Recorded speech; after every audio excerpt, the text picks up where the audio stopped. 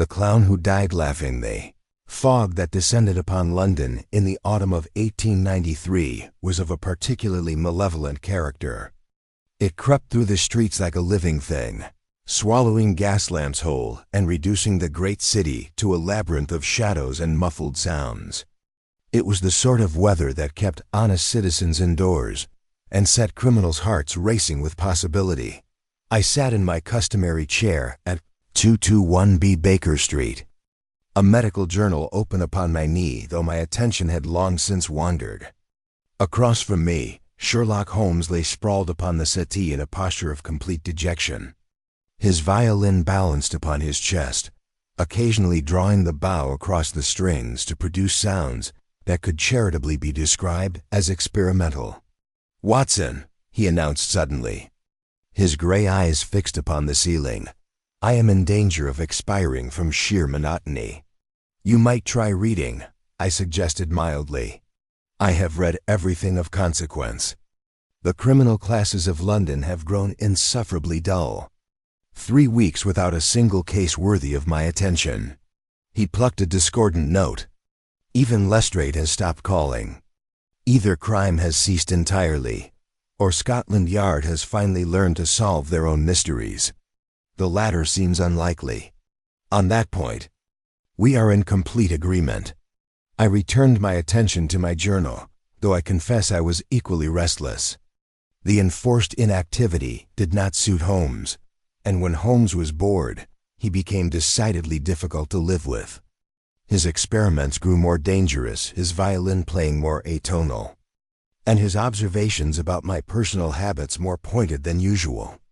Sound of the front door opening below provided a welcome interruption. Mrs. Hudson's footsteps upon the stairs were accompanied by heavier treads. Multiple visitors, I surmised. Holmes sat up instantly, his lethargy evaporating like morning mist. "Lestrade," he said before the door had opened. "And someone else. A man of considerable weight, nervous disposition, and unless I am mistaken, recently exposed to sawdust and animal dung." "Holmes, how can you possibly—" But the door swung open before I could complete my question, revealing Inspector Lestrade's familiar ferrety features alongside a most unusual companion. The man who accompanied Lestrade was enormous in every dimension, tall, broad, and possessed of a belly that strained the buttons of his garish waistcoat. His face was florid and perspiring despite the chill, and his eyes darted about our sitting room with the fearful alertness of a prey animal. He wore a coat of crimson velvet that had seen better days, and upon his head sat a battered top hat adorned with faded silk flowers. "Mr. Holmes, Dr. Watson," Lestrade began. But Holmes raised a silencing hand. "You are the proprietor of a traveling circus," Holmes said to the large man, "currently encamped somewhere in the East End. You have been in this business for approximately 20 years, during which time you have known both prosperity and hardship. You are a widower, you suffer from gout in your left foot, and something has occurred within the past 12 hours that has frightened you more profoundly than anything in your considerable experience."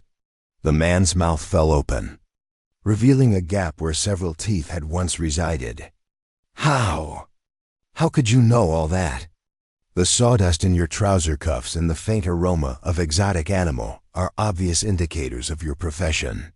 The particular hue of the sawdust suggests the grounds near the old Whitechapel tannery, where circuses frequently make camp. Your hands bear the calluses of one who has spent decades erecting and dismantling tents. The wedding ring worn smooth on your finger, yet never removed, speaks of long widowerhood. You favor your right leg when standing, and the specific swelling of your left shoe indicates gout. As for your fear," Holmes gestured at the man's trembling hands and sweat-beaded brow, "that requires no great deduction." Lestrade cleared his throat impatiently.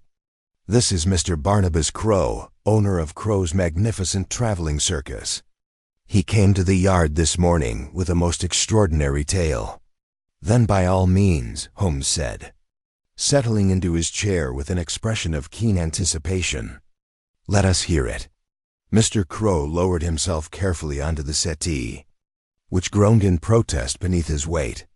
He removed his hat and clutched it before him like a talisman against evil. "It's Grimaldi," he said, his voice hoarse. "Peppino Grimaldi, my head clown. He's dead, Mr. Holmes. Murdered, I'm certain of it, though the police seem determined to call it an accident." "The circumstances?" Holmes prompted. "Last night was our final performance before we move on to Brighton. The crowds have been thin. London doesn't love the circus as it once did, but last night was a full house.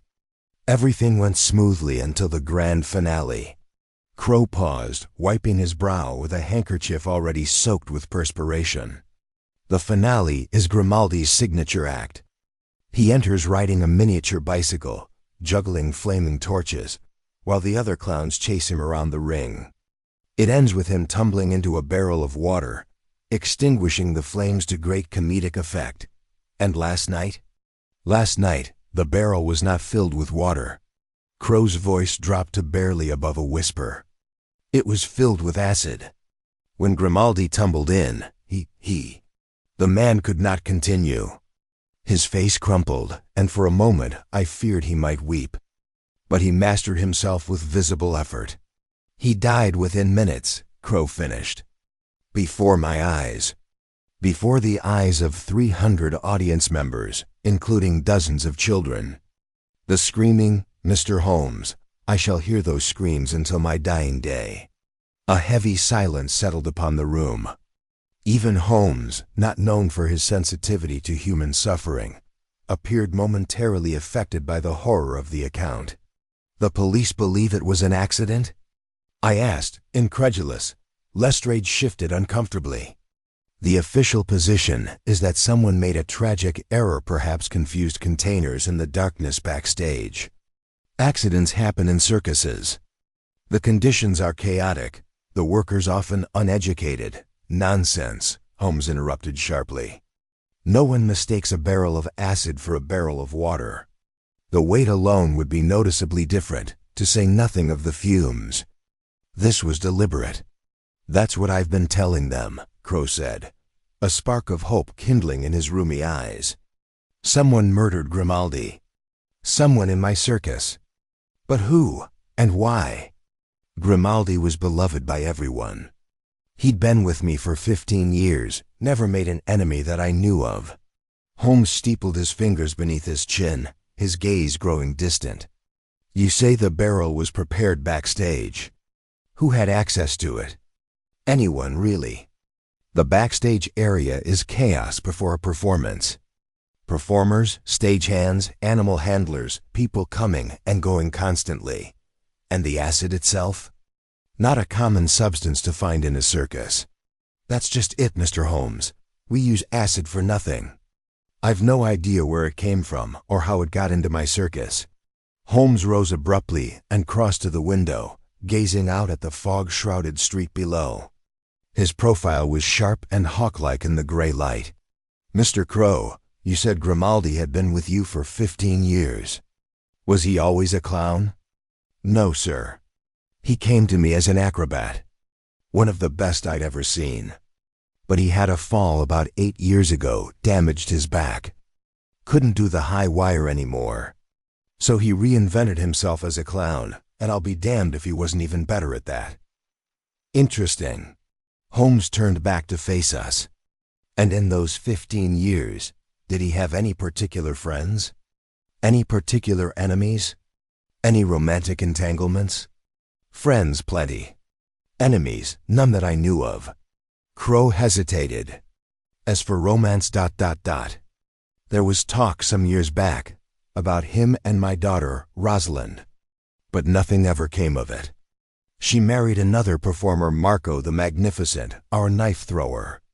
They've been wed 3 years now." I saw Holmes' eyes narrow almost imperceptibly at this information. "Your daughter married the knife thrower.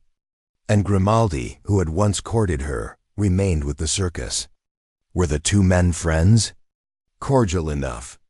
No open hostility, if that's what you're suggesting." "I suggest nothing. I merely gather data. Holmes snatched his coat from its hook. "Come, Watson. We have a circus to examine." The journey to Whitechapel was conducted largely in silence.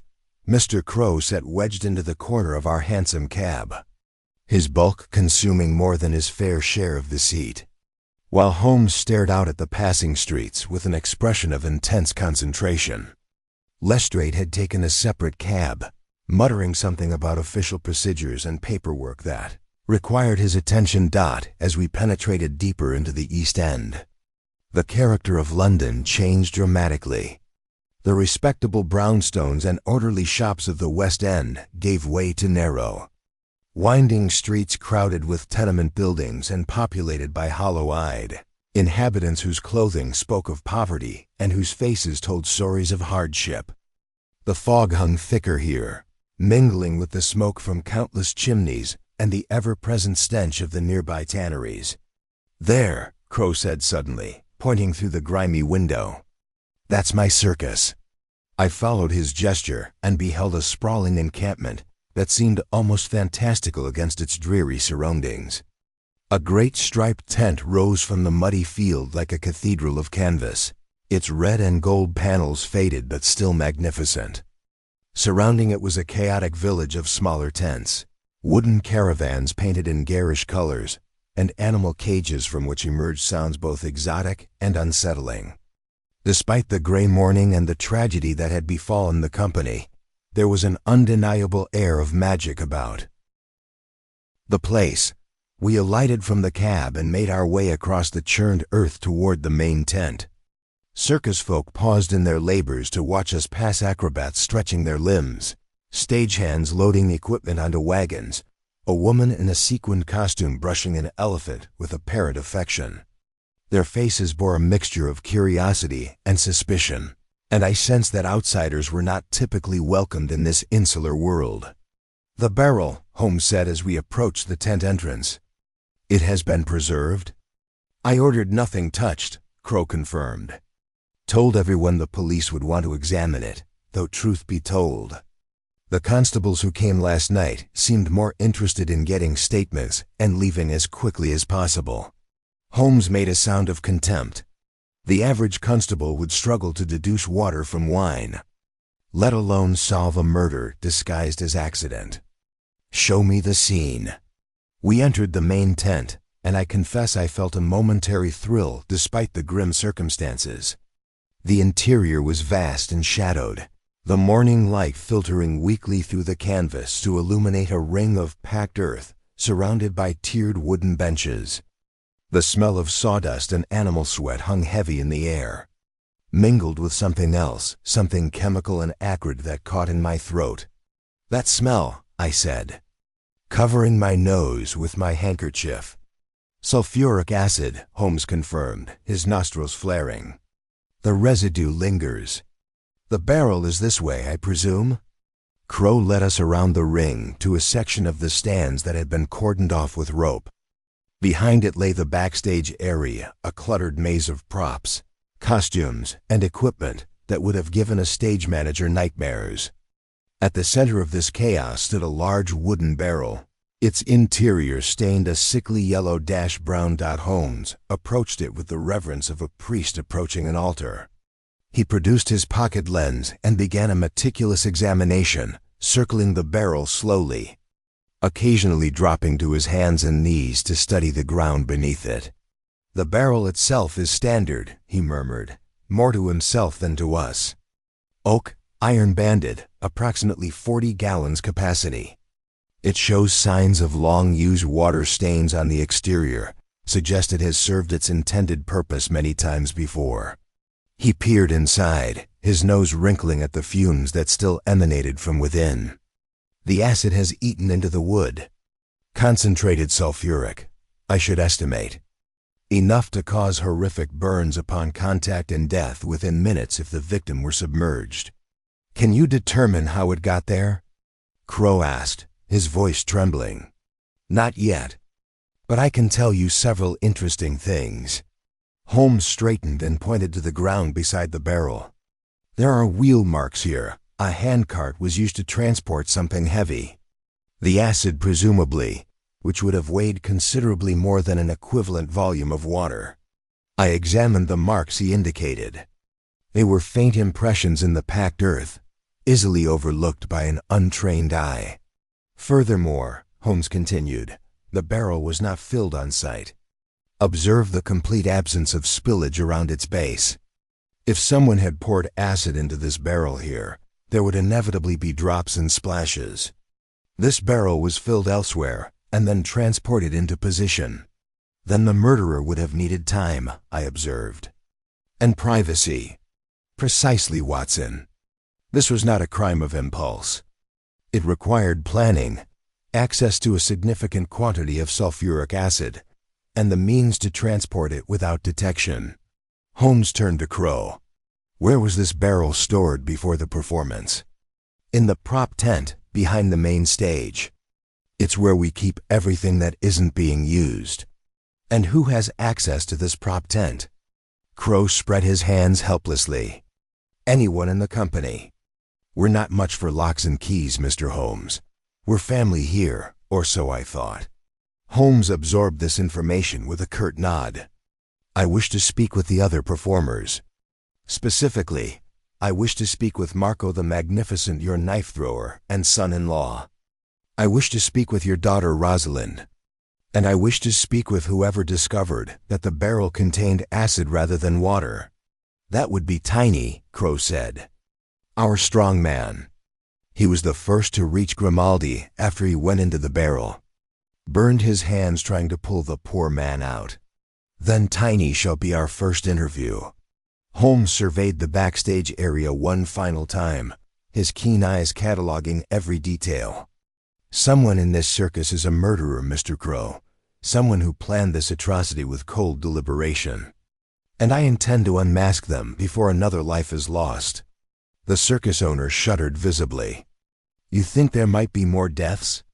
I think, Holmes replied grimly, that a killer who has tasted blood rarely stops at a single victim. Lead us to Tiny. We found Tiny in a caravan at the edge of the encampment, a structure that seemed almost comically undersized for its occupant. The name, I quickly discovered, was applied with heavy irony. The man who emerged at Crow's knock was a veritable giant, easily 7 feet tall and proportioned like a classical statue of Hercules. His head was shaved smooth, revealing a network of old scars, and his forearms were thicker than my thighs. What struck me most forcefully, however, were his hands. They were wrapped in thick bandages stained with ointment, and he held them before him with the delicate care of a man cradling wounded birds. Mr. Crow, he said, his voice surprisingly gentle for such an imposing figure. Are these the detectives you mentioned? Sherlock Holmes and Dr. Watson, Crow confirmed.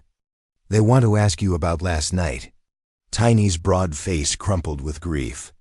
Poor Peppino. I still can't believe he's gone.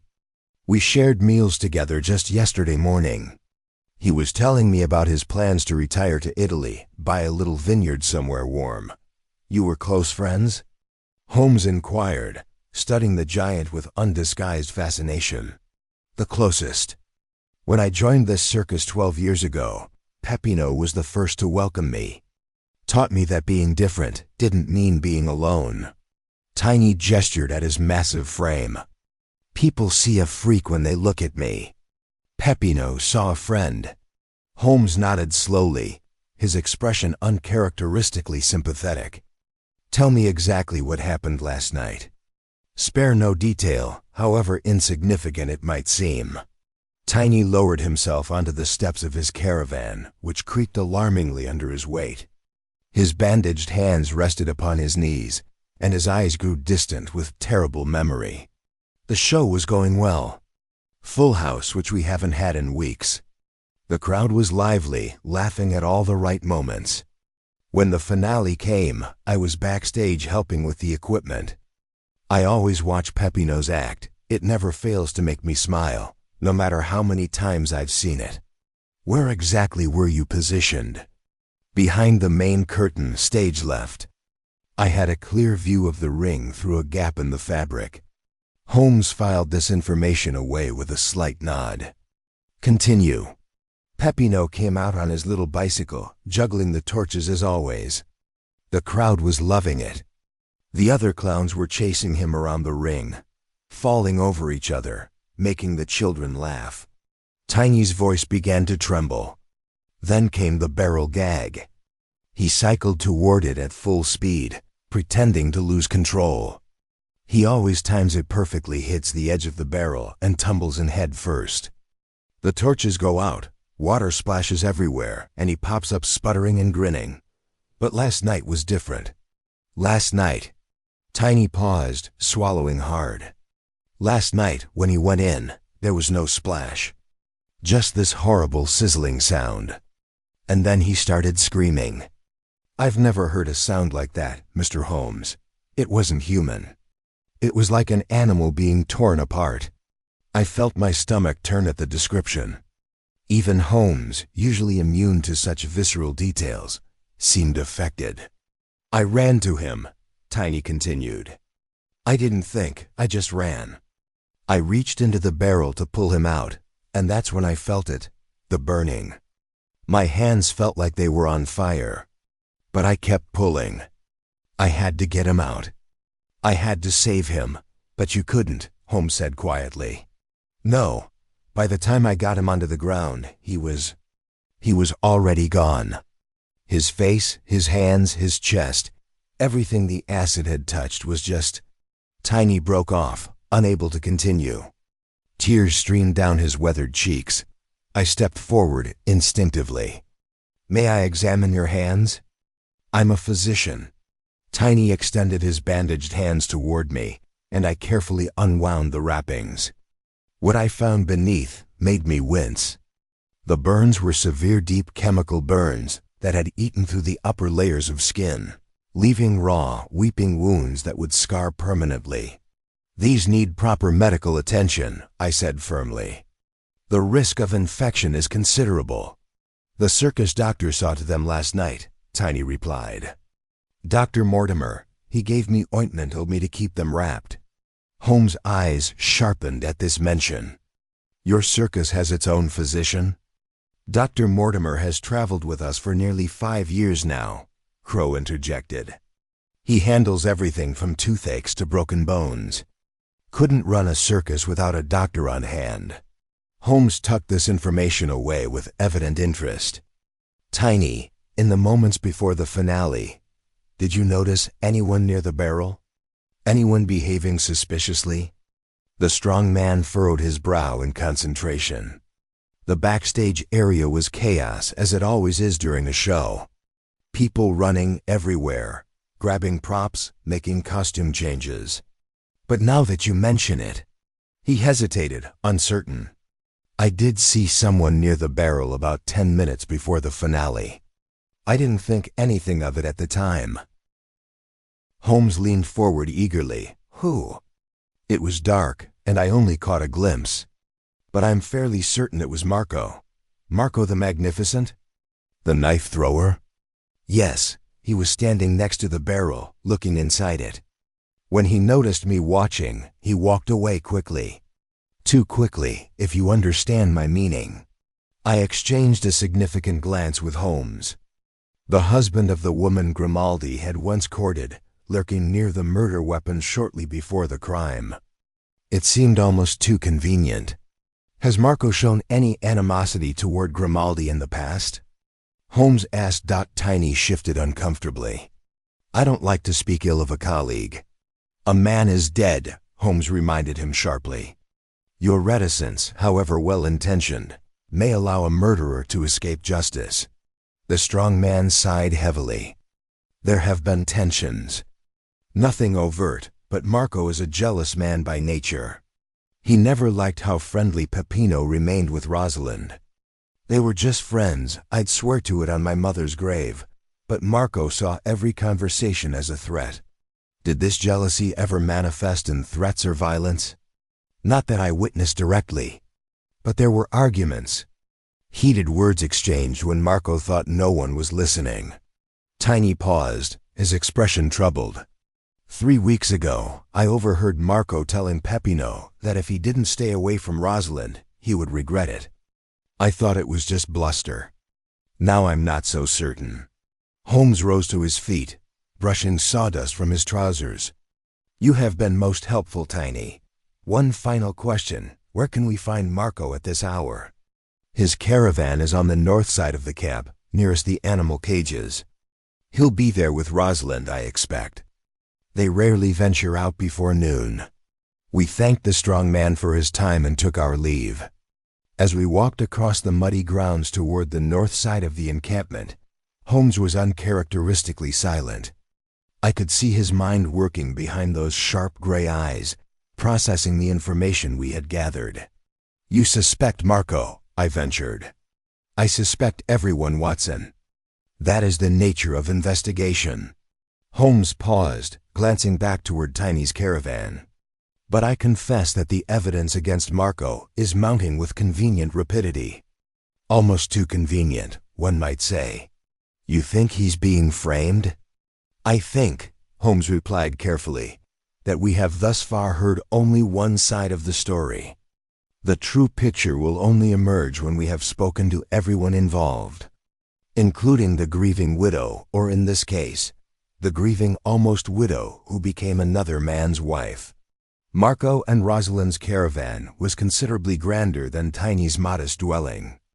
It was painted in deep burgundy and gold, with ornate scrollwork decorating its wooden sides and velvet curtains visible through the small windows. A pair of throwing knives had been mounted above the door like a coat of arms, their polished blades gleaming even in the weak autumn light. Holmes rapped sharply upon the door, and we waited in silence. From within came the sound of movement, hushed voices, and finally footsteps approaching. The door swung open to reveal a woman of striking beauty, Rosalind Crowe, or rather, Rosalind the Magnificent. As I presumed, she was possessed the kind of face that painters dream of capturing. Dark hair tumbled in waves past her shoulders, framing delicate features dominated by large, expressive eyes of the deepest brown.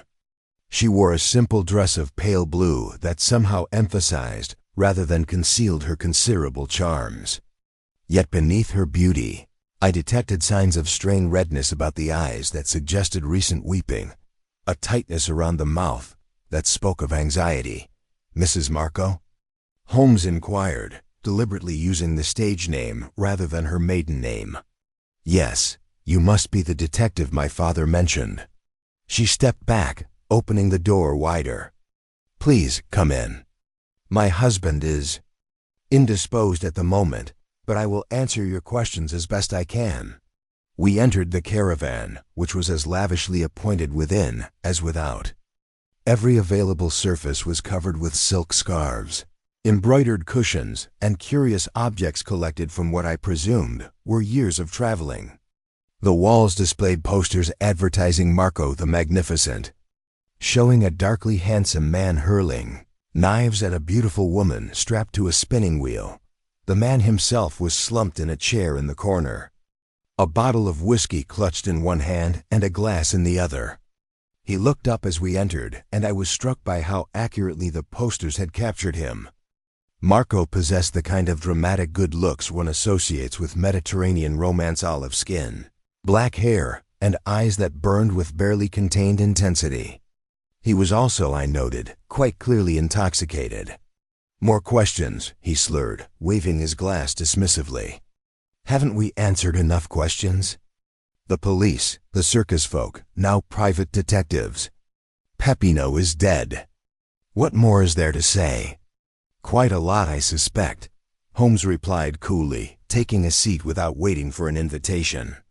You were seen near the barrel that killed Grimaldi approximately 10 minutes before the finale. Care to explain your presence there? Marco's eyes widened momentarily before narrowing with suspicion. Who told you that? It was Tiny, wasn't it? That great lumbering fool never could keep his mouth shut. Answer the question, please. I was checking the props. It's what I do before every show. Make sure everything is in order, that nothing has been tampered with.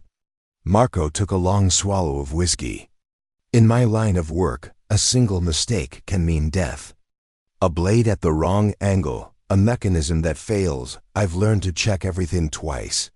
And do your checks typically extend to other performers' equipment? A flush crept up Marco's neck. I check everything. The safety of the entire company is at stake. How noble, Holmes observed dryly. And when you looked into that barrel, what did you see? Water, just water, as far as I could tell. It was dark backstage and I only glanced briefly. Yet if you had looked more carefully, you might have noticed the acid. You might have saved Grimaldi's life. Marco surged to his feet, the whiskey sloshing from his glass. Are you accusing me of something? Because if you are, say it plainly. I've had enough of implications and sideways glances. Rosalind stepped forward, placing a restraining hand on her husband's arm. Marco, please. They're only trying to help. Help? They're trying to pin this on me, that's what they're doing. Marco shook off her hand and pointed an accusing finger at Holmes. Everyone knows about Rosalind and Peppino.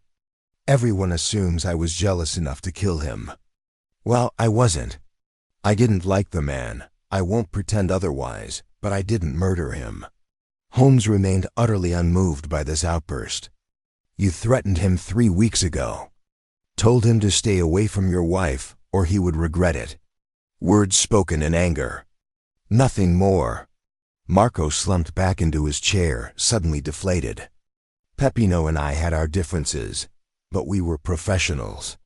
We worked together, performed together, lived in close quarters for 3 years. You don't kill a man over jealousy. Not in the real world. And yet, Holmes said softly, someone did kill him. Someone who had access to the backstage area. Someone who could obtain concentrated sulfuric acid. Someone who knew exactly when and how Grimaldi would enter that barrel. Rosalind had grown very pale during this exchange. She lowered herself onto a small stool, her hands clasped tightly in her lap.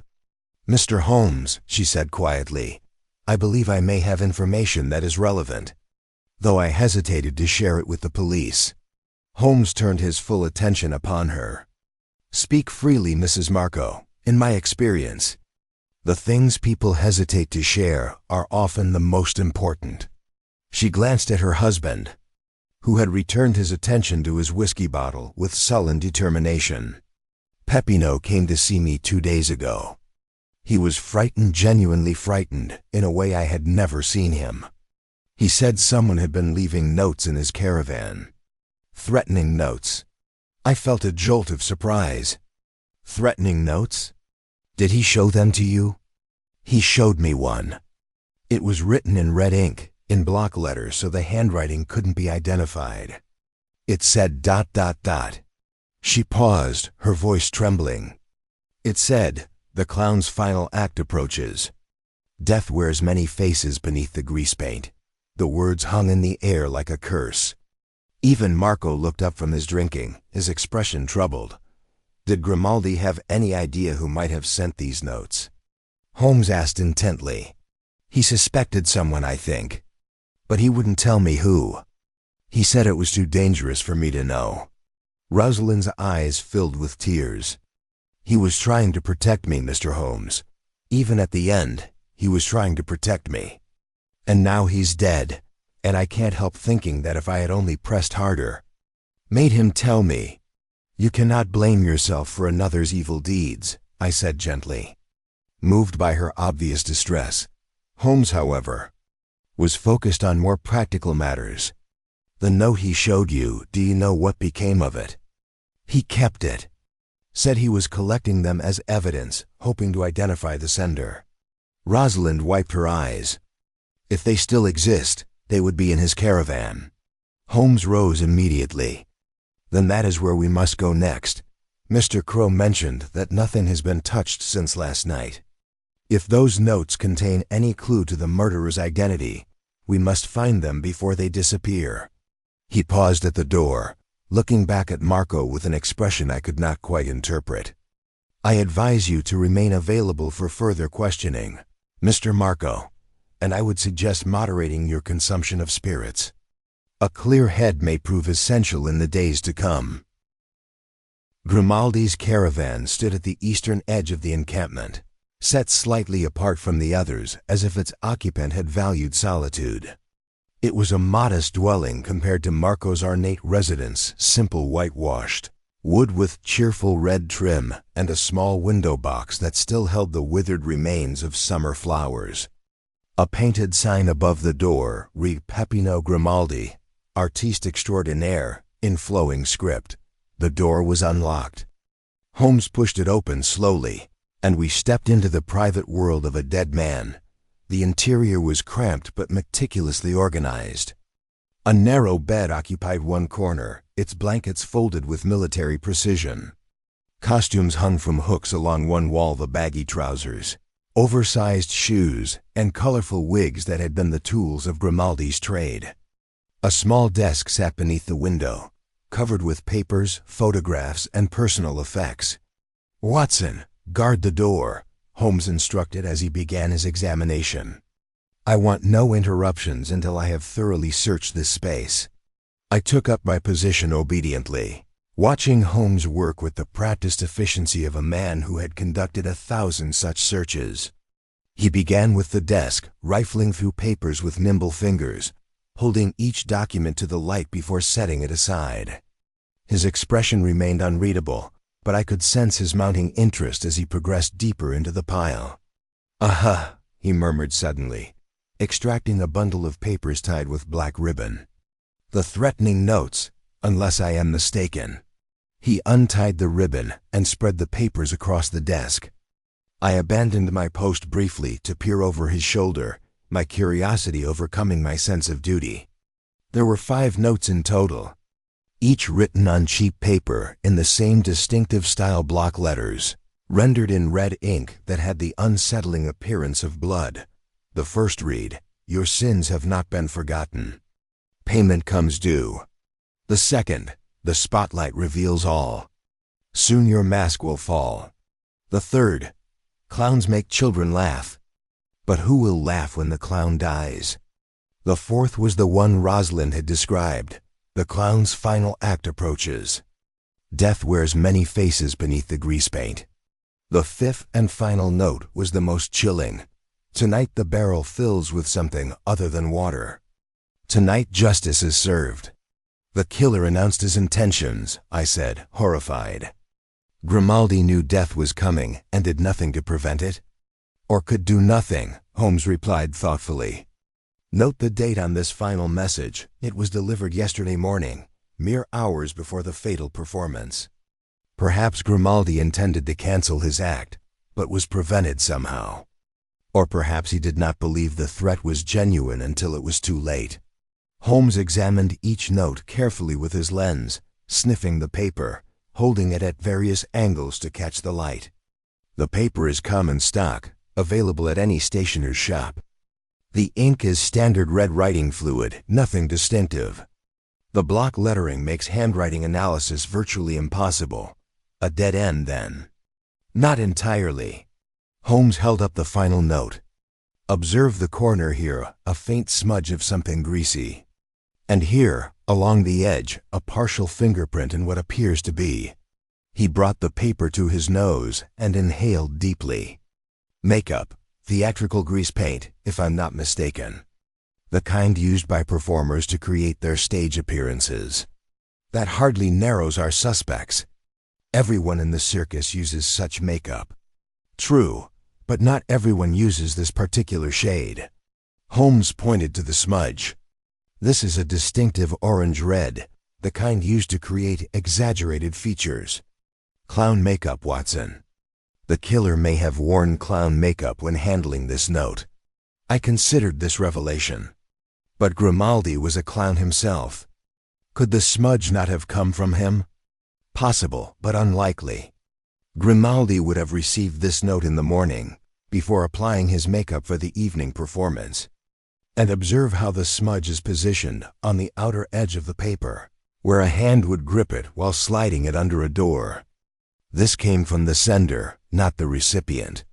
Holmes set aside the notes and continued his search. The desk drawers yielded little of interest: old performance schedules, faded photographs of circus acts. a leather journal filled with Italian poetry that Grimaldi had apparently been composing in his private hours.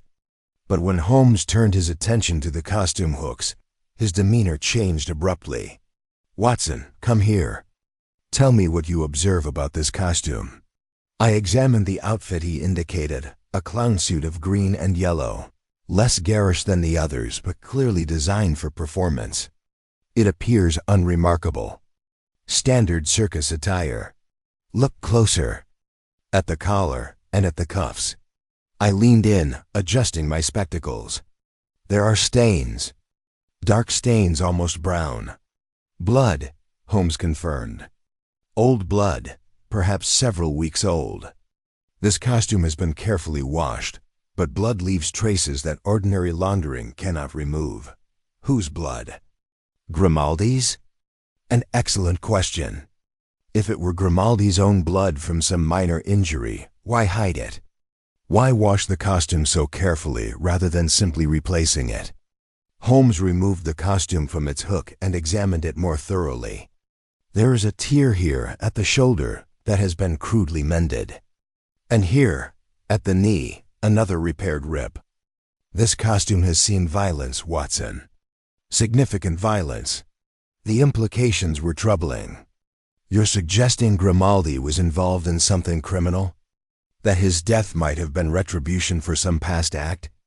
I am suggesting that Peppino Grimaldi was not the simple beloved clown his colleagues describe. This costume tells a story of conflict, of bloodshed, of secrets carefully concealed. Holmes folded the garment and tucked it under his arm. We will need to have this analyzed properly. The blood type, if it can be determined, may prove illuminating. We continued our search, and in the final minutes before departing, Holmes made one more discovery of significance. Hidden beneath a loose floorboard. Near the bed, a hiding place so predictable that it almost made me smile, was a small wooden box containing collection of items that seemed entirely out of place in a clown's caravan. There was a stack of banknotes totaling nearly £200, a small fortune for a circus performer. There was a gold pocket watch engraved with initials that did not match Grimaldi's name, FM, with eternal gratitude, 1889, and there was a newspaper clipping, yellow with age, describing a fire at a textile factory in Manchester that had killed 17 workers. What on earth was Grimaldi doing with these items? I wondered aloud. Holmes studied the newspaper clipping with intense concentration. The factory fire was ruled accidental, according to this article. But there were allegations unproven that the blaze was deliberately set to collect insurance money. 17 dead, including 3 children who worked in the mills. And Grimaldi kept this clipping for what purpose? That, Watson, is precisely what we must determine. Holmes returned the items to their box and slipped it into his coat pocket. Our simple circus murder has grown considerably more complex. We are no longer dealing merely with jealousy and romance. We are dealing with something far darker, secrets buried for years that have finally clawed their way back to the surface. We emerged from Grimaldi's caravan into the gray afternoon light, Holmes clutching his discoveries with barely concealed excitement. The circus grounds had grown busier in our absence. Performers emerged from their dwellings. Animals were being fed and exercised, and the general bustle of preparation for departure had begun in earnest. Tomorrow, Mr. Crow had informed us. The circus would move on to Brighton, regardless of the tragedy that had befallen them. "We must speak with the circus doctor," Holmes declared as we navigated through the muddy pathways between caravans. Dr. Mortimer, if I recall correctly. A man with medical knowledge would understand exactly how acid affects human tissue. And a man who has traveled with this circus for 5 years would know its secrets. You suspect the doctor? I suspect everyone, Watson. But certain facts demand attention. The method of murder required chemical knowledge. The threatening note suggests premeditation spanning weeks. And the hidden items in Grimaldi's caravan point to a past that someone desperately wished to remain buried. We located Dr. Mortimer's caravan near the animal enclosures. A practical arrangement that made sense, given the occasional need to treat injured beasts as well as humans. The caravan itself was painted a sober green, with a small brass plaque beside the door reading Edmund Mortimer, M.D., physician and surgeon. Holmes knocked firmly, and the door opened almost immediately, as if the occupant had been expecting visitors. Dr. Mortimer was a man of perhaps 50 years, with silver-streaked hair swept back from a high forehead and wire-rimmed spectacles perched upon a prominent nose. His face was kind but careworn, marked by the deep lines that come from years of witnessing human suffering. "Mr. Holmes, Dr. Watson," he said, stepping aside to admit us. "I wondered when you would find your way to my door. Please come in." I have been expecting this conversation. The interior of his caravan was dominated by medical equipment, a small examination table, cabinets filled with bottles and instruments, anatomical charts pinned to walls.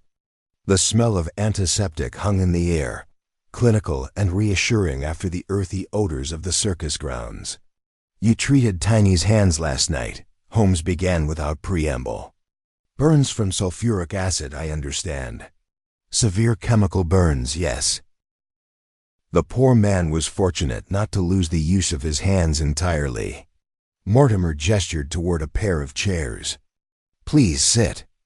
I will answer your questions as completely as I am able." We seated ourselves, and Holmes fixed the doctor with his penetrating gaze. "You have medical training. You would know how to obtain and handle concentrated acids. You would understand precisely how such a substance affects human tissue." Mortimer nodded slowly, apparently unsurprised by the implication. "All true.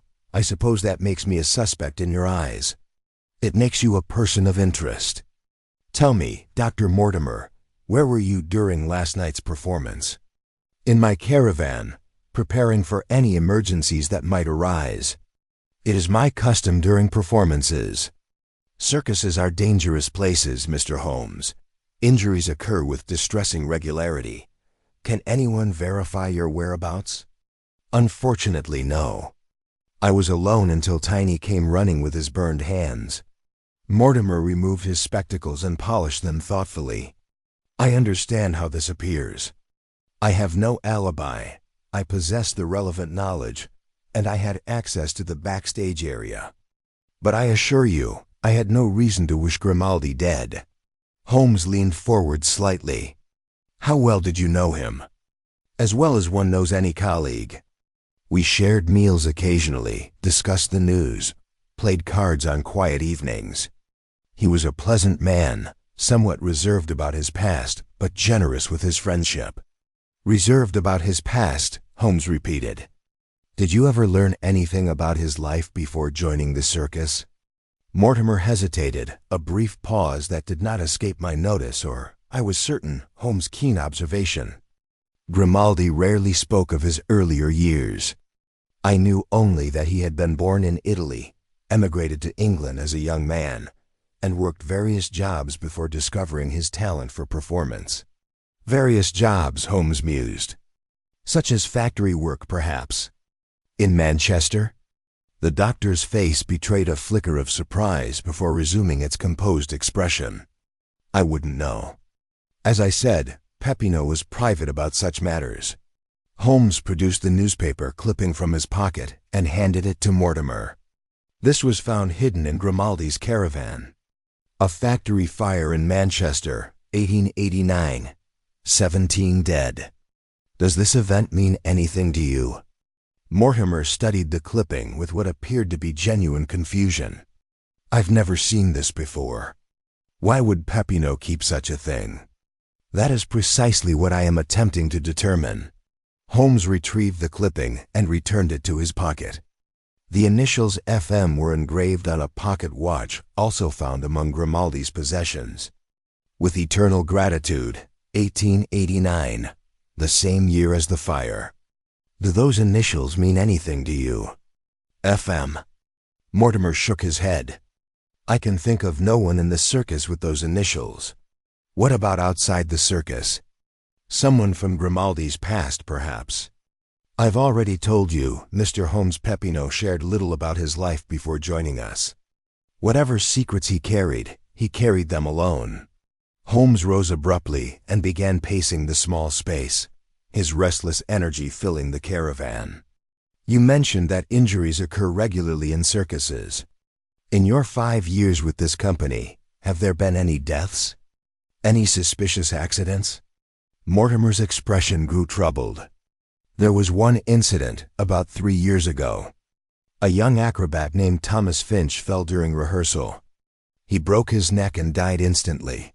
The circumstances? His safety line failed. It had been cut deliberately, we later discovered, though the culprit was never identified. Mortimer's voice dropped. There was an investigation, but nothing came of it. The circus moved on, as circuses do. Holmes stopped pacing, his eyes gleaming with sudden interest. Thomas Finch. Was he close to anyone in particular? Any special friendships or enmities? He was Rosalind's sweetheart at the time. Mortimer spoke reluctantly, as if the words pained him. Before Marco, they were planning to marry when he died. I felt a chill run down my spine. Rosalind's former love, dead under mysterious circumstances. Her subsequent admirer, Grimaldi, now murdered. And her current husband, Marco, the prime suspect in the latest killing. The web of connections was growing ever more tangled. Who else knew about the cut safety line? Holmes demanded. The senior performers, Mr. Crow, myself. We kept it quiet to avoid panic among the company. But rumors spread, as they always do in close quarters. Holmes resumed his pacing, his fingers drumming against his thigh. 3 years ago, Thomas Finch dies in a suspicious accident. His sweetheart Rosalind eventually marries Marco. Meanwhile, Grimaldi remains a constant presence, maintaining his friendship with Rosalind despite Marco's jealousy. And now Grimaldi is dead, murdered in a manner designed for maximum horror. He spun to face Mortimer directly. Doctor, in your professional opinion, could one person have committed both crimes? The cut safety line and the acid in the barrel? Physically? Certainly. Both required planning and access, but neither demanded exceptional strength or specialized skills beyond what any circus performer would possess. And psychologically? Could one mind have conceived both methods of murder? Mortimer considered the question carefully. I am a physician, not an alienist. But I would say that both crimes share certain characteristics, a theatrical quality, a desire to turn performance into death, to make the circus itself the instrument of destruction. If I were forced to speculate, I would say we are dealing with someone who harbors a deep hatred, not just for the victims, but for the circus itself. We departed Dr. Mortimer's caravan with more questions than answers, the complexity of the case having multiplied considerably since our arrival. Holmes walked in brooding silence, his sharp features set in an expression of intense concentration. I knew better than to interrupt his thoughts during such moments. Having learned through long experience that his brilliant mind required space to work its peculiar magic, the afternoon had begun to fade toward evening, and the circus grounds took on a different character in the dying light. Lanterns were being lit throughout the encampment, their warm glow creating islands of illumination in the gathering gloom. Somewhere in the distance, an elephant trumpeted mournfully, as if mourning the dead clown in its own ponderous way.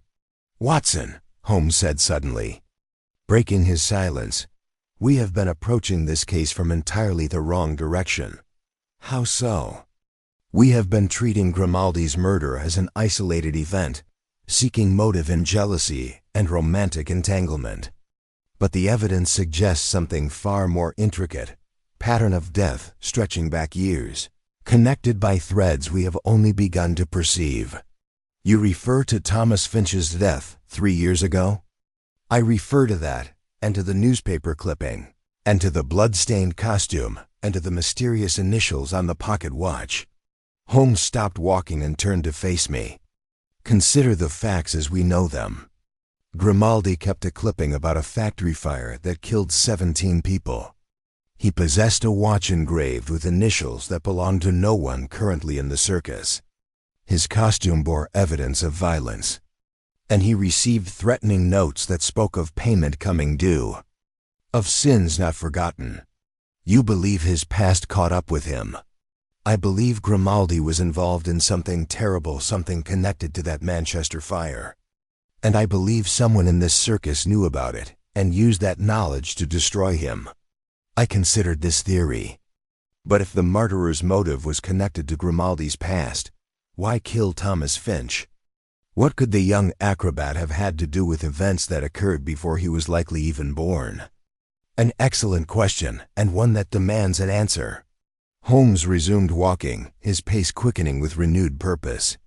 We must learn more about Thomas Finch, who he was, where he came from, what connections he might have had to the events of 1889. We found Mr. Crow in his private tent, a sprawling canvas structure that served as both living quarters and office for the circus proprietor. He sat behind a battered desk piled high with ledgers and correspondence, his florid face pale and drawn with exhaustion. The events of the past day had clearly taken their toll on the old showman. More questions, Mr. Holmes? He asked wearily as we entered. Specifically about Thomas Finch, the acrobat who died 3 years ago. Holmes took a seat without waiting for invitation. Tell me everything you know about him, his background, his family, how he came to join your circus. Crow sighed heavily, rubbing his eyes. Thomas was a fine young man. Talented, hardworking, devoted to Rosalind. His death was a tragedy that nearly broke my daughter. Where did he come from? Manchester, originally. He joined us about 4 years before his death, when we were playing a series of shows in the industrial north. He had worked in factories as a boy, but dreamed of something grander. When he saw our acrobats, he knew instantly that this was his calling. Holmes leaned forward intently. Manchester. What factory did he work in? I never asked for details. Such things seemed unimportant at the time. Crow paused, frowning in recollection. But I remember he spoke bitterly of the conditions, dangerous machinery, cruel overseers, wages barely sufficient for survival. He was glad to escape that life. Did he ever mention a fire? A disaster that killed many workers? Crow's expression shifted, surprise mingling with dawning unease. Now that you mention it, yes. He told Rosalind about it once, when they were courting. She mentioned it to me afterward, said Thomas had been deeply affected by the tragedy. He had known several of the victims. Known them how? I assume as fellow workers. Beyond that, I cannot say. Holmes rose abruptly and began pacing, a habit I had come to recognize as a sign of mental acceleration. Thomas Finch worked in a Manchester factory. A fire killed his colleagues, perhaps his friends, perhaps his family. He escaped to the circus, where he found love and hope for a new life. And then he was murdered, his safety line deliberately cut. You think his death was connected to the fire? I asked, struggling to follow Holmes' racing thoughts. I think it stretches credulity to believe otherwise. 2 men connected to the same factory disaster, both murdered within the same circus, years apart. The coincidence is too great to ignore. Crow had grown very pale. Are you suggesting there is a killer among us who has struck twice, who might strike again? I am suggesting precisely that. Holmes stopped pacing and fixed the circus owner with a grave stare. Mr. Crow, I must ask you directly, is there anyone in your company who might have a connection to Manchester? To the textile industry? To the fire of 1889? Crow spread his hands helplessly. I employ nearly 40 people, Mr. Holmes. I know their stage names and their abilities, but I confess I do not inquire deeply into their histories. Circus folk value privacy. Many come to this life to escape their pasts. Then I shall have to inquire myself. Holmes moved toward the tent's entrance, then paused. One more question. The initials VEM, do they suggest anyone to you? Anyone at all? Crow considered for a long moment. The only FM I can think of. But no, that's impossible. Speak freely. In investigations of this nature, nothing is impossible. There was a man named Frederick Mason who worked for me briefly, perhaps 6 years ago. A roustabout one of the laborers who sets up and tears down the equipment. He left after only a few months, and I never learned why. Describe him, middle-aged, quiet, kept to himself. Unremarkable in every way, which is perhaps why I remember so little about him. He did his work competently and caused no trouble. Crow shrugged. I assumed he simply moved on, as such men often do. Holmes' eyes narrowed dangerously.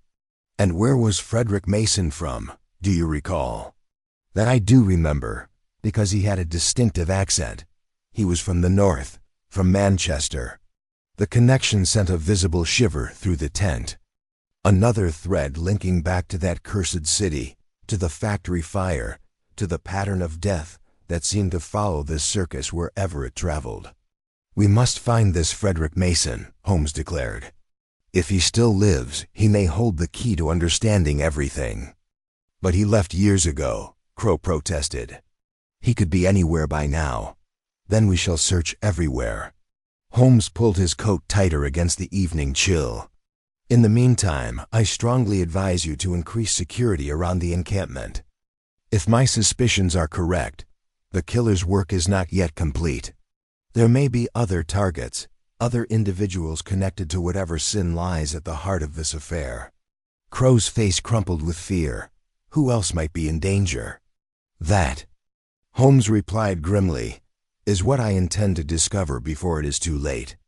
We returned to our temporary headquarters, a small storage tent that Mr. Crow had placed at our disposal, and Holmes immediately began constructing what he called his web of connections, using scraps of paper and a length of string borrowed.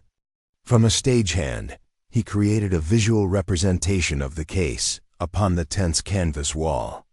At the center was the Manchester factory fire of 1889.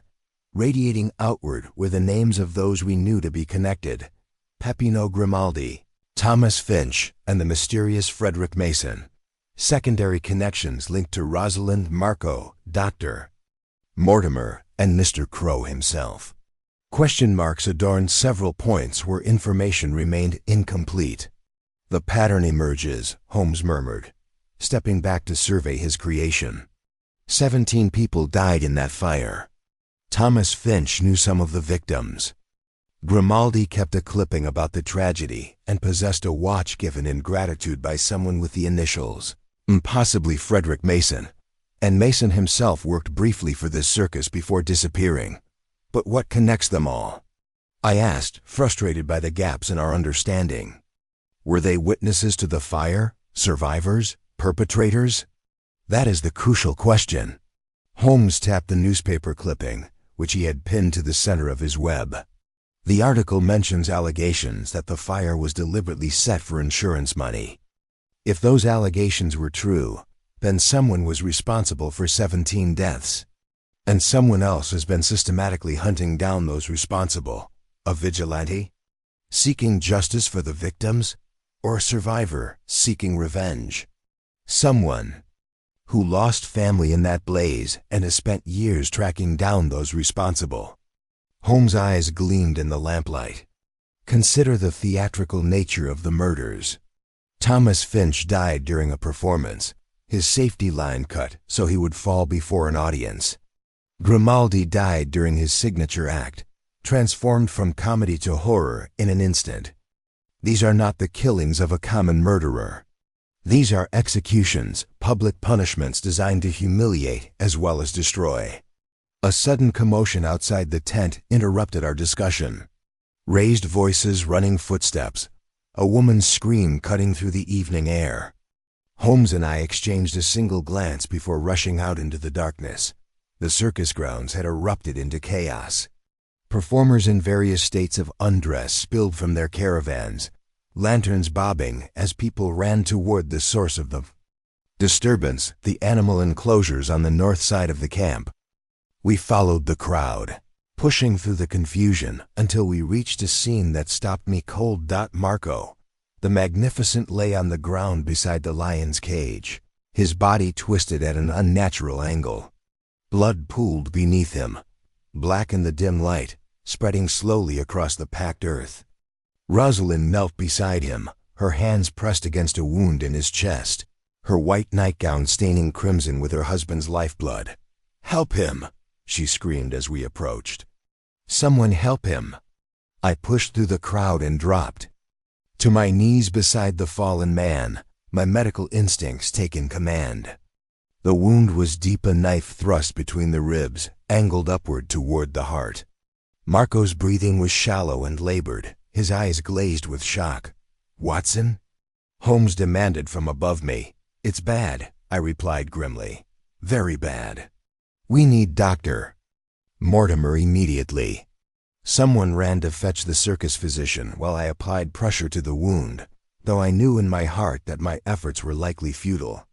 The knife, still protruding from Marco's chest, had struck with deadly precision. Whoever had wielded it knew exactly where to aim. "Marco," Holmes said, kneeling beside me, "can you hear me? Who did this to you?" The dying man's eyes focused with effort on Holmes' face. His lips moved, but only a wet, gurgling sound emerged. Blood bubbled at the corner of his mouth. "Try again," Holmes urged. "One word, just give me one word." Marco's hand twitched, rising slightly from the ground. His fingers curled as if grasping for something invisible. Then, with what must have been a tremendous effort of will, he spoke. "Clown," he whispered, face painted. His hand fell. His breathing stopped. Marco the Magnificent, knife-thrower extraordinaire, was dead. Rosalind's wail of grief cut through the night, a sound of such raw anguish that even the hardened circus folk stepped back in respect. Dr. Mortimer arrived moments later, but I shook my head before he could even examine the body. There was nothing to be done. Holmes rose slowly, his face a mask of cold fury. The killer struck again. Right here, in the midst of the encampment, while we were mere yards away constructing theories. "A clown," I said quietly. "He said a clown attacked him." A painted face. Someone wearing grease paint to disguise their features. Holmes surveyed the crowd that had gathered, his eyes moving from face to face with predatory intensity. Every performer in this circus has access to such makeup. The disguise reveals nothing and everything simultaneously. Inspector Lestrade pushed through the crowd, his arrival either remarkably timely or suspiciously convenient. Another death? "Holmes, what the devil is happening here?" "Murder, Lestrade." A third murder, following the same pattern as those before it. Holmes pointed to the knife still embedded in Marco's chest. "Have that examined carefully. The blade, the handle, any markings that might identify its owner. In a circus full of knife throwers and performers, the weapon may tell us more than the wound." "Third murder?" Lestrade repeated, confused. "I thought we were investigating only Grimaldi's death." "Thomas Finch, 3 years ago. His safety line was cut deliberately, a fact that was concealed from the authorities at the time." Holmes shot a cold glance toward Mr. Crow, who had arrived and stood at the edge of the crowd, his face ashen with horror. "There has been a killer operating within this circus for years, Lestrade, and we have just witnessed their latest work." Rosalind was being led away by sympathetic hands, her body limp with shock and grief. She had lost her first love to murder, and now her husband had met the same fate. The cruelty of it struck me with renewed force. This young woman, barely past 20, had seen more death than many soldiers witness in a lifetime of. "We need to lock down this circus," Holmes declared. "No one enters or leaves until we have questioned every single person present. The killer is here, among us, hiding behind a painted face, and I intend to tear away that mask before dawn." War. The hours that followed were among the most intense I had ever experienced in my association with Sherlock Holmes. The circus grounds were sealed by Lestrade's constables. and every performer, stagehand, and laborer was gathered in the main tent for questioning. The atmosphere was thick with fear and suspicion. Old friendships fracturing under the weight of accusation and doubt. Holmes worked with demonic energy, moving from person to person, asking questions that seemed random, but which I knew were carefully calculated to expose inconsistencies and lies. He examined hands for traces of grease paint, inspected clothing for bloodstains, and cataloged alibis with meticulous precision.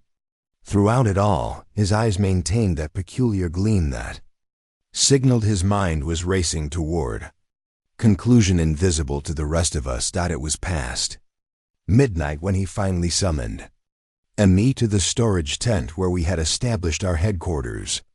His web of connections had grown considerably more complex, with new names and new threads crisscrossing the canvas wall. But his expression was no longer frustrated, it was triumphant. "I have it, Watson," he announced as I entered. "The solution has been before us all along, hidden in plain sight like a clown's true face beneath the grease paint. You know who the killer is? I know who, and I know why.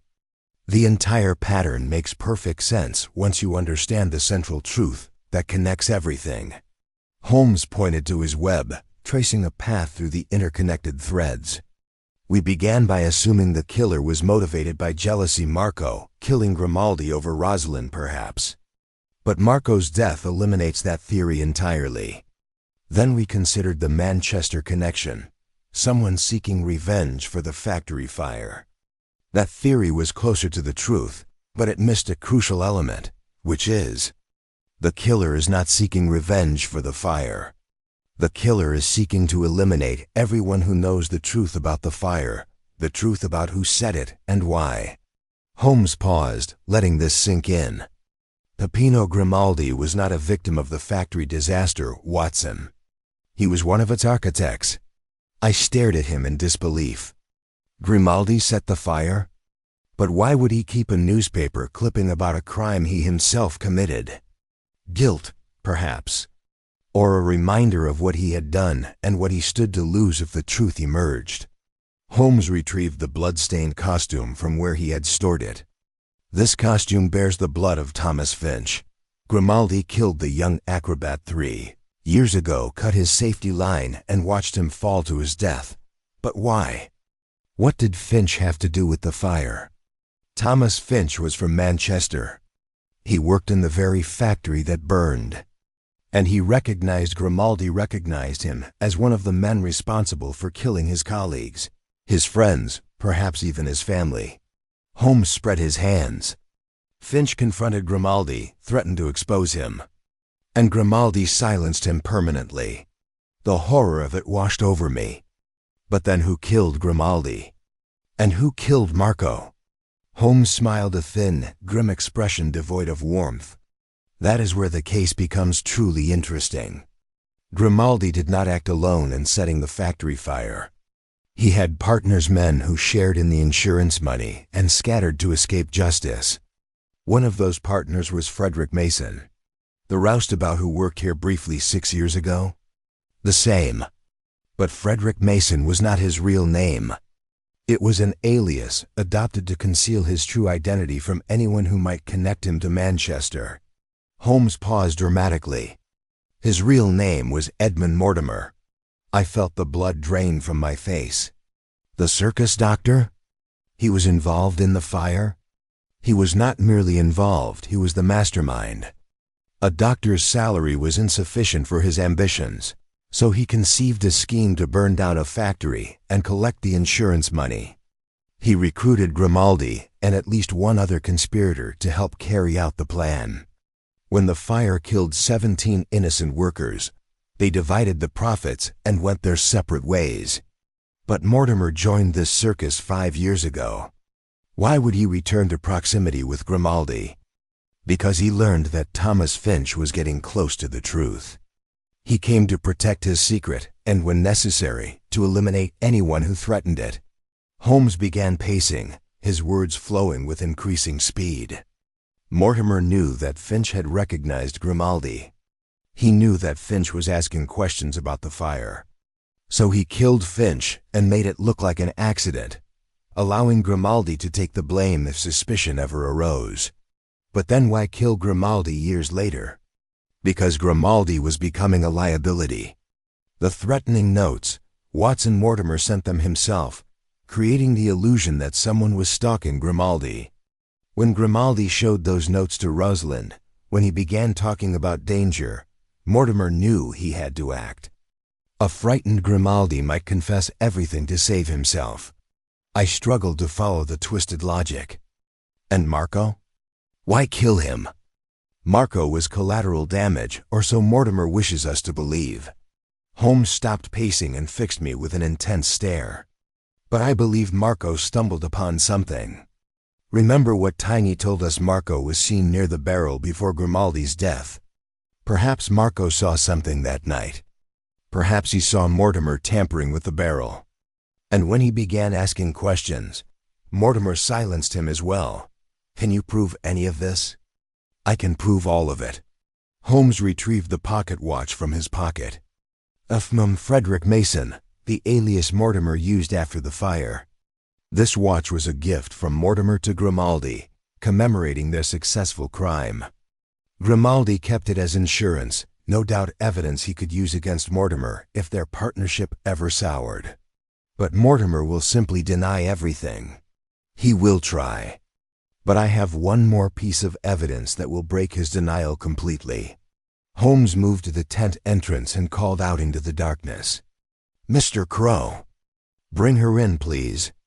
Moments later, the circus owner entered, supporting a trembling Rosalind on his arm. The young woman was pale as death, her eyes red from weeping. But there was a determination in her expression that surprised me. "Tell Dr. Watson what you told me," Holmes instructed gently. Rosalind took a shaky breath. "Thomas, my Thomas, he told me things before he died. Things I didn't understand at the time. He said he had recognized a man from his past, a man responsible for terrible crimes. He said this man was living among us, hiding under a false name. Did he tell you the man's name?" He was afraid to.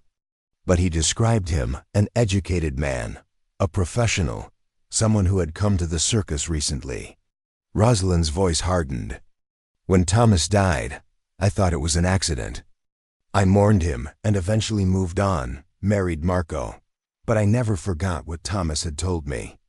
And when Dr. Mortimer came to treat my husband tonight, I saw something that brought it all back." "What did you see?" "His hands. When he reached for Marco, I saw his hands in the lamplight. They were stained with grease paint, orange-red grease paint, the kind clowns use." Rosalind's composure cracked, tears spilling down her cheeks. He had washed most of it off, but traces remained in the creases of his knuckles. "He killed my husband, Mr. Holmes. He killed Marco and Thomas and Grimaldi, and he's been living among us all this time." Holmes nodded slowly. "The grease paint confirms it. Mortimer disguised himself as a clown to commit the murders, a bitter irony, using the costume of his victim to carry out his crimes. He believed the disguise would throw suspicion onto the other clowns in the company. He did not anticipate that his hands would betray him." The tent flap opened again, and Lestrade entered with 2 constables flanking Dr. Mortimer. The physician's face was composed, almost serene, showing none of the panic one might expect from a cornered killer. "This is absurd," Mortimer said calmly. "I am a respected medical professional. These accusations are nothing but fantasy and coincidence." "Then explain the grease paint on your hands," Holmes replied. "I treated Tiny's burns. Circus performers covered in makeup come to me constantly. Cross-contamination is inevitable." "And the pocket watch with your initials?" "From Frederick Mason." For the first time, a flicker of uncertainty crossed Mortimer's features. "I know nothing of any watch. The watch was given to Grimaldi in 1889, the year of the Manchester factory fire. The year you and he conspired to commit arson and murder for insurance money." Holmes stepped closer, his voice dropping to a deadly whisper. "You were careful, Mortimer. You waited years between killings, you used different methods. You created false trails to mislead investigators. But you made one crucial error. And what was that? You underestimated the loyalty of circus folk. When Thomas Finch died, you assumed his secrets died with him. But he had shared them with Rosalind, shared enough that she could identify you when the moment came. Holmes turned to Lestrade. Search his caravan. You will find the remaining acid, the clown makeup he used for disguise, and correspondence linking him to the Manchester fire. The evidence will be overwhelming. Mortimer's composure finally shattered. His face twisted with rage, and he lunged toward Rosalind with a snarl of pure hatred. But Lestrade's constables were ready, seizing him before he could take 2 steps. You should all have burned. Mortimer screamed as they wrestled him toward the exit. Finch, Grimaldi, all of you circus freaks. You think you're so special, so beloved, while the rest of us slave in factories and die in fires. I only took what I deserved. I only punished those who threatened to destroy me. His ravings continued as he was dragged away, growing fainter until they were swallowed by the night. A heavy silence fell upon the tent, broken only by Rosalind's quiet weeping. Holmes stood motionless for a long moment, his face unreadable. Then he turned to Mr. Crow with an expression approaching sympathy. The killer is caught, but the scars will linger. Your circus has lost much these past years, performers, innocence, trust. Whether it can recover is not for me to say. Crow nodded wearily. We endure, Mr. Holmes. It's what circus folk do. We pack up our sorrows with our tents and move on to the next town, the next show. The audience wants magic and wonder, and we provide it, regardless of what we carry in our hearts. We departed the circus grounds as dawn began to paint the eastern sky in shades of rose and gold. The fog had lifted during the night, and London stretched before us in the clear morning light. Its spires and rooftops emerging from the darkness like a city reborn dotted the hansom cab returning to Baker Street. Holmes sat in contemplative silence, his chin resting upon his steepled fingers. I knew better than to interrupt his thoughts, but curiosity eventually overcame discretion. Holmes, how did you know to focus on Mortimer? There were so many suspects, so many possible explanations. The clues pointed in his direction from the beginning, Watson. The acid required chemical knowledge. The threatening notes served to create a false narrative of persecution. And when Marco died with Mortimer mere yards away, claiming to have been in his caravan, the pattern became clear. Holmes smiled faintly. But the decisive factor was the grease paint on the final note, the same distinctive shade used by clowns. Mortimer treated circus performers daily. He had ample opportunity to acquire such makeup without raising suspicion. And the Manchester connection? How did you piece that together? The newspaper clipping was the key. Why would Grimaldi keep a memento of a factory fire unless he had personal involvement? And the timing, 1889, the same year as the pocket watch inscription, suggested a partnership forged in crime. Holmes gazed out at the passing streets. Mortimer and Grimaldi were bound by guilt and greed. But such partnerships rarely endure. Eventually, suspicion and self-preservation tear them apart. Mrs. Hudson was waiting at 221B with a disapproving expression and a pot of strong tea.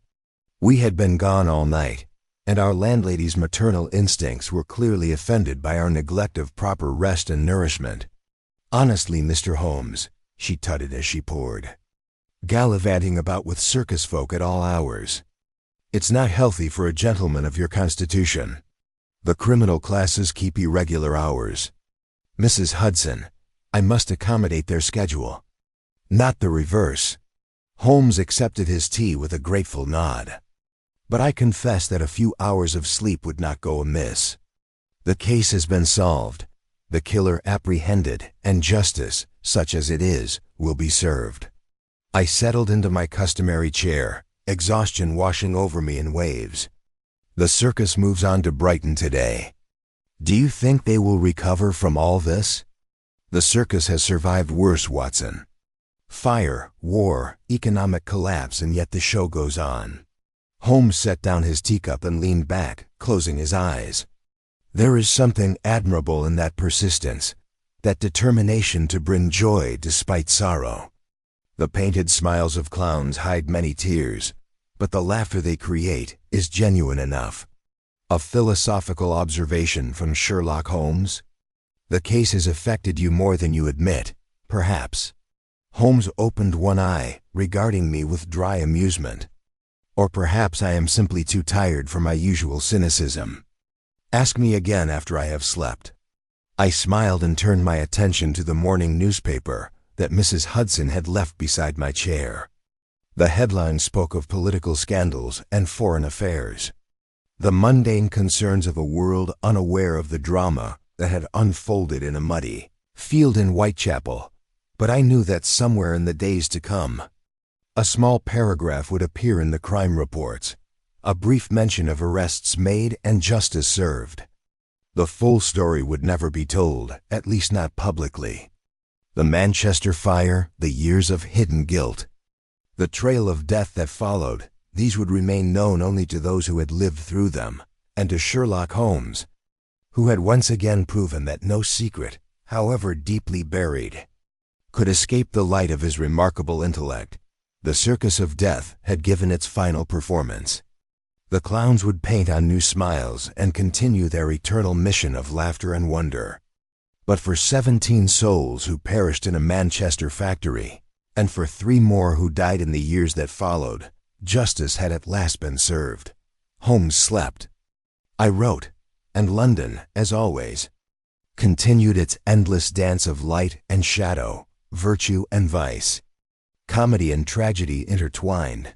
The E&D thus concludes the singular affair of the Circus of Death. As recorded by John H. Watson, M.D., in the autumn of 1893,